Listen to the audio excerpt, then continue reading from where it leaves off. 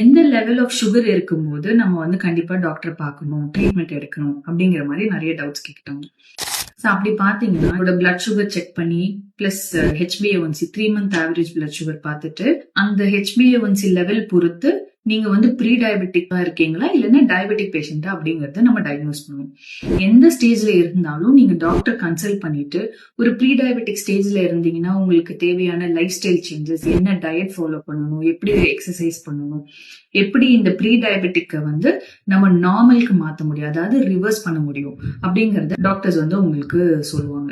Let's இப்போ வந்து HbA1c above ஒரு 6.4 இருக்கு, டயபெட்டிக்கா இருக்கீங்க அப்படின்னா டெஃபினட்டா வந்து நீங்க மெடிசன் தேவையா இல்ல வந்து உங்களால லைஃப் ஸ்டைல் சேஞ்சஸ் பண்ணியே உங்களால சுகரை குறைக்க முடியுமா இல்லையாங்கிறது டாக்டர் வந்து உங்களை எக்ஸாமின் பண்ணி உங்களுக்கு தேவையான மற்ற டெஸ்ட் ஏதாவது தேவைன்னா அதை பார்த்துட்டு அதுக்கேற்ற மாதிரி கன்சல்ட் பண்ணுவாங்க. உங்களுக்கு பிளட் சுகர் ஹையா இருக்கு அப்படின்னு தெரிஞ்சதுனாலே நீங்க வந்து உங்க டாக்டர் பார்க்க வேண்டியது ரொம்ப முக்கியம்.